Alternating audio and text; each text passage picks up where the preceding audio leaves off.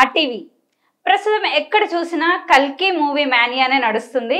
అయితే అందులో భాగంగా కల్కి మూవీ రివ్యూని ఇవ్వడానికి సినీ క్రిటిక్ అప్పాజీ గారు మనతో ఉన్నారు. నమస్కారం అప్పాజీ గారు. నమస్తే దిల్లేశ్వరి. ఎలా ఉన్నారు? బాగున్నా. చూసారండి కల్కి మూవీ? చూసారా? చూడకుండా రివ్యూ చెప్పడానికి అంటే ఎప్పుడు షో చూసారు? Morning 5:30 show IMAX. ఎలా ఉంది సార్ మూవీ? చాలా బాగుంది. అంటే ఏదైతే ఎక్స్పెక్టేషన్స్ ఉన్నాయో ఆ ఎక్స్పెక్టేషన్స్ రీచ్ అయ్యేలాగా, అంటే అలానే చిన్న చిన్న లోపాలు లేకపోలేదు, ఉన్నాయి. కొంచెం లెంగ్త్ ఎక్కువ ఉండడం, ఫస్ట్ హాఫ్ కొంచెం స్లోగా ఉండడం లాంటి చిన్న చిన్న మైనస్లు అని అనిపించిన, ఓవరాల్గా అంటే ఒక 80% ప్లస్లు, ఒక 20% చిన్న చిన్న వీటితోటి ఒక విజువల్ వండర్ లాగా, ఒక విజువల్ ఫీస్ట్ లాగా ఉంది సినిమా. సార్ 600 కోట్ల మూవీ బడ్జెట్, భారీ బడ్జెట్. ఆ బడ్జెట్ కి తగ్గట్టు మూవీ ఉందంటారా? అంటే ఇది 650 కోట్ల బడ్జెట్ అని చెప్పారు. ఆ బడ్జెట్ అనేది ప్రతి ఫ్రేమ్లో కూడా మనకి కనిపిస్తుంది. అంటే కొన్ని సినిమాలు చూసిన తర్వాత ఈ సినిమాకి ఎందుకు ఇంత బడ్జెట్ పెట్టుంటారు, కావాలని లేదంటే ఫేక్ ఫిగర్స్ చెప్పారా అని డౌట్లు వస్తుంటాయి. కానీ ఈ సినిమా వరకు పెట్టిన ప్రతి పైసా కూడా, ప్రతి రూపాయి కూడా ఫ్రేమ్లో కనిపిస్తుంది. ప్రభాస్ గారి నిడివి కొంచెం తక్కువగా ఉందని అంటున్నారు. ఫ్యాన్స్ ఏమైనా హర్ట్ అవుతున్నారా? లేదు, ప్రభాస్ ఫ్యాన్స్ హర్ట్ అయ్యేలాగా లేదు. ప్రభాస్ ఫ్యాన్స్ అందరూ కూడా పండగ చేసుకునేలాగా ఉంది తప్ప వాళ్ళు హర్ట్ అయ్యేలా లేదు. అయితే ఇందులో ప్రభాస్ క్యారెక్టర్కి ఎంత ఇంపార్టెన్స్ ఉందో అశ్వత్థామ క్యారెక్టర్ ప్లే చేసినటువంటి అమితాబ్ బచ్చన్కి కూడా ఈక్వల్ ఇంపార్టెన్స్ ఉంటుంది అనమాట. అందువల్ల ప్రభాస్ది కొంచెం తగ్గిందేమోనని కొంతమంది ఎవరైనా అనుకోవచ్చు, కానీ తగ్గడం లేదు. ప్రభాస్ క్యారెక్టర్ కూడా చాలా ఇంపార్టెన్స్ ఉంటుంది. ప్రభాస్ క్యారెక్టరే దానికి మెయిన్ సినిమాకి ఇదన్నమాట. ప్రభాస్ క్యారెక్టర్తో పాటు ఈక్వల్లీ ఇంపార్టెన్స్ ఉన్న క్యారెక్టర్ అమితాబ్ బచ్చన్ క్యారెక్టర్. చాలా మంది గెస్ట్ రోల్స్ ఉన్నారన్నారు. ఆర్జీవి గారు కానీ, లేకపోతే దిశా పంత్, ఇలా చాలా మంది ఉన్నారు అని చెప్పేసి అన్నారు. విజయ్ దేవరకొండ. దిశా పటాని గెస్ట్ రోల్ కాదు, రామ్ గోపాల్ వర్మ, రాజమౌళి వీళ్ళు గెస్ట్ రోల్స్. అలాగే విజయ్ దేవరకొండ మనం గెస్ట్ రోల్ అని మనం అనలేము. ఎందుకంటే అది కథని మలుపు తిప్పే ఒక కీలకమైనటువంటి సన్నివేశంలో వచ్చే పాత్ర, అర్జునుడి పాత్ర. అంటే సినిమా క్లైమాక్స్లో సీక్వెల్ కోసం వేసే దీంట్లో వచ్చే ఒక ముఖ్యమైన సన్నివేశంలో వచ్చే పాత్ర విజయ్ దేవరకొండది గెస్ట్ అపీరెన్స్ అని మనం చెప్పకూడదు. ఈ రాజమౌళి, రామ్ గోపాల్ వర్మ మాత్రం జస్ట్ క్యామియో అపీరెన్స్ లాగా ఉంటాయి. అంటే ఆ క్యారెక్టర్స్ లేకపోయినా, అంటే ఆ సన్నివేశాలు లేకపోయినా కూడా సినిమాకి ఏది పెద్ద ఫరక్ పడదు అనమాట. అటువంటి సరదాగా, అంటే తెలుగు ఆడియన్స్కి రాజమౌళి, రామ్ గోపాల్ వర్మ ఎంత పాపులర్ తెలుసు కదా, అందువల్ల సరదాగా పెట్టారు. మహానటితో పెద్ద బ్లాక్ బస్టర్ కొట్టిన నాగ్ అశ్విన్ గారు ఈ సినిమాతో ఇంకో మెట్టు ఎక్కారంటారా? ఇంకో మెట్టు కాదు, ఒకేసారి 10 మెట్లు ఎక్కాడని మనం చెప్పొచ్చు. అంటే ఫస్ట్ ఎవడే సుబ్రహ్మణ్యం, తర్వాత మహానటి తర్వాత ఇది ఒకటి హ్యాట్రిక్ కొట్టాడు. మెట్లు పరంగా చెప్పాలంటే ఒక మెట్టు కాదు, కనీసం 10-15 మెట్లు డైరెక్టర్గా ఎక్కాడని చెప్పొచ్చు.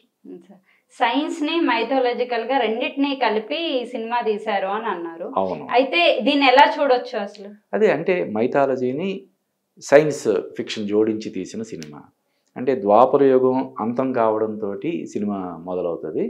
కలియుగం అంతం కాబోతున్న తరుణంలో ఏర్పడే కొన్ని పరిణామాలు, ఈ నేపథ్యంలో కథ నడుస్తుంది అనమాట. అందువల్ల ఇటు మైథాలజీ ఉంటుంది, ఇటు సైన్స్ ఫిక్షన్ కూడా ఉంటుంది. రెండింటినీ కూడా చాలా బ్యూటిఫుల్గా బ్లెండ్ చేశాడు, చాలా అద్భుతంగా హ్యాండిల్ చేశాడని చెప్పాలి. హీరోయిన్ క్యారెక్టరైజేషన్స్ని ఇప్పుడున్న మూవీస్కి కొంచెం ఏంటంటే తేలిపోయినట్టుగా తీస్తున్నారు. అలాంటి తరుణంలో ఇక్కడ దీపికా పదుకునే గారికి మంచి క్యారెక్టరైజేషన్ వచ్చింది అని అంటున్నారు. అవును, దీపికా పదుకునే పాత్ర చాలా కీలకమైన పాత్ర. సుమతి అనే పాత్ర ఆమె ప్లే చేసింది. అంటే దీపికా పదుకునే పాత్ర చుట్టూ నడిచే కథ అన్నమాట. ఆమె ఒక సెంట్రల్ క్యారెక్టర్ లాగా ఈ స్టోరీకి చాలా అద్భుతంగా ఆమె పర్ఫామ్ చేసింది. కొన్ని చోట్ల కొన్ని సీన్స్లో డీగ్లామరైజ్డ్గా కూడా ఉండడానికి ఆమె హెజిటేట్ చేయకుండా నటించడానికి మనం అభినందించాలి. అలాగే ఇందులో ఇంకా రాజేంద్ర ప్రసాద్, బ్రహ్మానందం, శోభన, ఇలా చాలామంది ఆర్టిస్టులు ఉన్నారు. వాళ్ళందరూ వాళ్ళ పాత్రలకు పూర్తి న్యాయం చేశారని మనం చెప్పచ్చు. సార్, ఇది హాలీవుడ్ రేంజ్లో మూవీ ఉంది అని అంటున్నారు, ఇది నిజమేనా? అంటే మనం ప్రతిసారి చాలా హై బడ్జెట్ తోటి, లేదంటే టెక్నికల్గా హై స్టాండర్డ్స్తో చేసే సినిమాలని హాలీవుడ్తో పోల్చుతాము. కానీ ఇప్పుడు ఒక తెలుగు సినిమా లాగా ఉంది అని చెప్పి హాలీవుడ్ సినిమాలను కూడా పోల్చేలాగా ఈ సినిమా ఉందని మనం చెప్పొచ్చు. చాలా అత్యున్నత స్థాయి ప్రమాణాలతోటి అద్భుతంగా ఈ సినిమాని తెరకెక్కించాడు నాగ్ అశ్విన్. చాలా అద్భుతంగా ఉంది.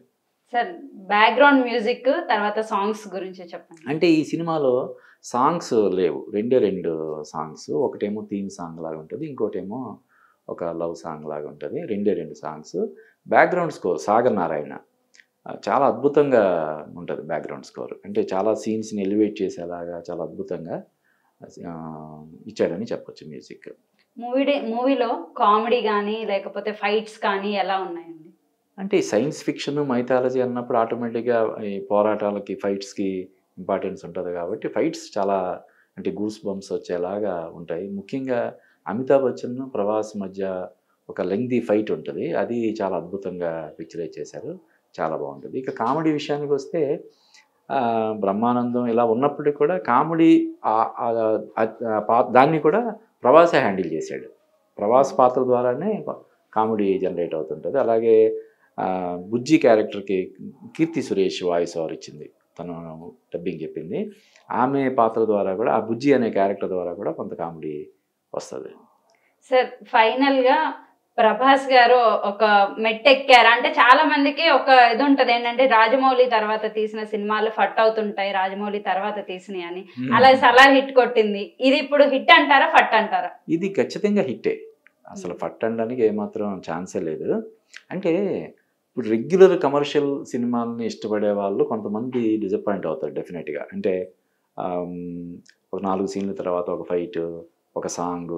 అంటే జనరల్గా మన సినిమాల్లో 5-6 సాంగ్స్ ఉంటాయి, మరి ఇందులో సాంగ్స్ అనేవి 2 సాంగ్స్ ఉన్నాయి, అవి కూడా థీమ్ సాంగ్లా ఒక సాంగ్ ఉంటుంది. కాబట్టి ఆ జోనర్ ఆడియన్స్ని కొంత డిసప్పాయింట్ చేస్తారు తప్ప మిగతా ఆడియన్స్ అందరూ కూడా పూర్తిగా పండగ చేసుకునేలాగా అంటే ఎంజాయ్ చేసేలాగా ఉంటుంది సినిమా. సకుటుంబ సమేతంగా థియేటర్కి వెళ్ళి సినిమాని ఆస్వాదించేలాగా ఉంటుంది సినిమా. ఫైనల్గా మీరు కల్కి మూవీకి ఇచ్చే రేటింగ్ ఎంత ఉంటుంది out of 5?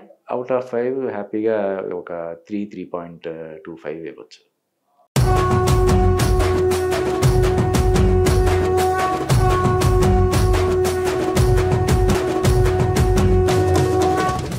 Sir movie collections ఎలా ఉండబోతున్నాయి?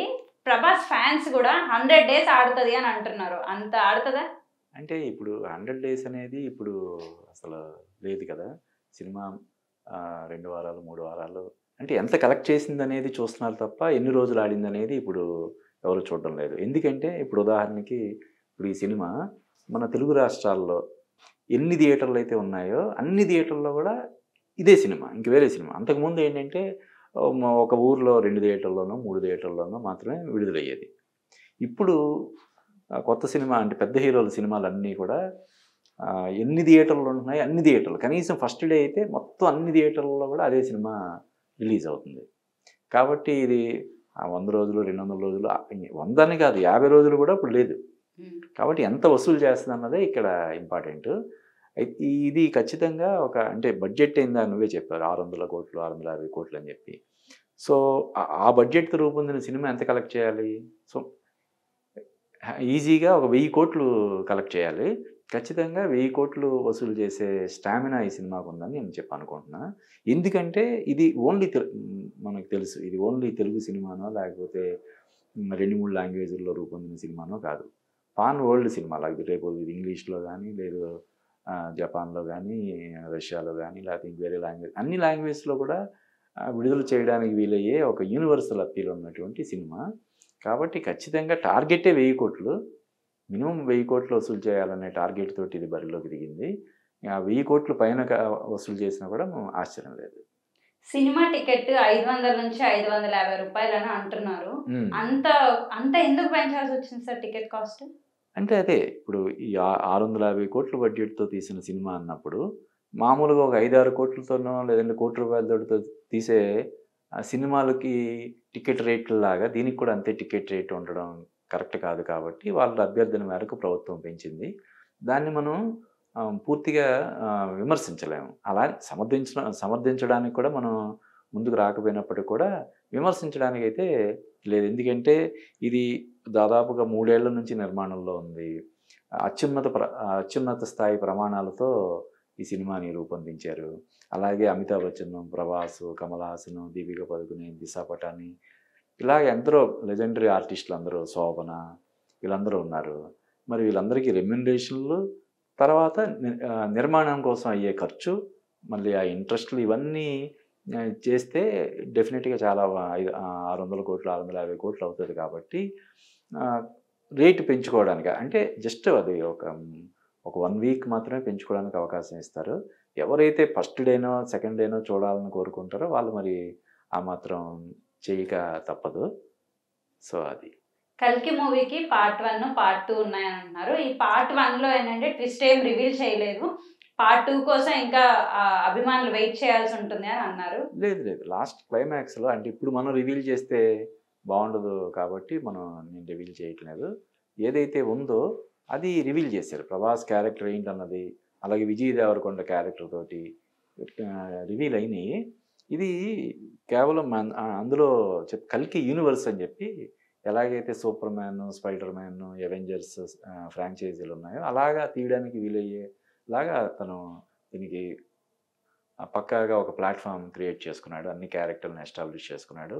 వరుసగా ఇవి అంటే ఒక సినిమా దీనికే 3 సంవత్సరాలు పట్టిందంటే పార్ట్ 2 రావడానికి కూడా ఈజీగా 2 సంవత్సరాలు పట్టిన ఆశ్చర్యం లేదు. మళ్ళీ వీళ్ళందరూ డేట్స్ కోఆర్డినేట్ చేసుకోవాలి, ఇవన్నీ చేయాలి కాబట్టి కొంచెం టైం పడుతుంది. అలా చేస్తే ఒక 3-4 సిరీస్ పార్ట్ 2 అనే కాదు, పార్ట్ 3, పార్ట్ 4, పార్ట్ 5 అలా వచ్చినా కూడా ఆశ్చర్యం లేదు. ఇది ప్రభాస్ గారి కల్కి మూవీని సోలోగా తీసుకెళ్లారని చెప్పొచ్చా, లేకపోతే మొత్తం మల్టీ స్టారర్ అని కూడా అనొచ్చా ఈ మూవీని? అంటే మల్టీ స్టారర్ అంటే అందరికీ స్కోప్ ఉన్న ఇదన్నమాట. అంటే కేవలం అమితాబ్ బచ్చన్ కోసం అని చెప్పి అమితాబ్ బచ్చన్ తీసుకురావడం కోసం ఏదో క్యారెక్టర్ అని కాకుండా ఆ క్యారెక్టర్ ఎవరు చేయగలరు అంటే అది సినిమా చూసిన తర్వాత మనకేమనిపిస్తుంది అంటే ఈ క్యారెక్టర్ అమితాబ్ బచ్చన్ తప్ప ఇంకెవరు చేసినా కూడా ఆ స్థాయిలో దాన్ని రక్తి కట్టించలేరని అనిపిస్తుంది అన్నమాట. సో మల్టీ స్టారర్ సినిమా అనే మనం చెప్పచ్చు. అంటే ప్రభాస్ మెయిన్, ప్రభాస్ క్యారెక్టర్ తర్వాతే మిగతా క్యారెక్టర్లు. ఈ సినిమాతో ఇంకా తెలుగులో ఇలాంటి సినిమాలు మల్టీ స్టారర్ మూవీస్ కానీ, ఇంకా ఎక్కువ బడ్జెట్ ఫిలిమ్స్ కానీ, డిఫరెంట్ ఫిక్షన్తో వచ్చే మూవీస్ ఏమైనా వచ్చే అవకాశం ఉందంటారా? అంటే ఇప్పుడు ఒక సినిమా ఏదైతే ట్రెండ్ సెటర్ అవుతుందో, ఇప్పుడు బాహుబలి ఇన్స్పిరేషన్ తోటి ఇప్పుడు సినిమాలన్నీ కూడా పాన్ ఇండియా సినిమాలు తీస్తున్నారు. తర్వాత ఇప్పుడు పాన్ ఇండియా కాదు, పాన్ వరల్డ్ టార్గెట్ చేసి కూడా చేస్తున్నారు. ఇప్పుడు ఈ సినిమా కూడా మన పాన్ ఇండియా సినిమాగా కాకుండా పాన్ వరల్డ్ సినిమాగా దాన్ని డిజైన్ చేశారు. ఆ విధంగానే యూనివర్స్ అంటే మన పురాణాల గురించి దీని గురించి అవగాహన లేని విదేశీయులు చూసినా కూడా వాళ్ళని కూడా ఆకట్టుకునేలాగా ఈ సినిమాని డిజైన్ చేశారు. దానికి మనం నాగస్వామిని అభినందించాలి. మరిన్ని వీడియోస్ కోసం ఛానల్ ని సబ్స్క్రైబ్ చేయండి, లేటెస్ట్ అప్డేట్స్ కోసం వాట్సాప్ ఛానల్ ని ఫాలో చేయండి అండ్ లింక్ డిస్క్రిప్షన్ లో ఉంది.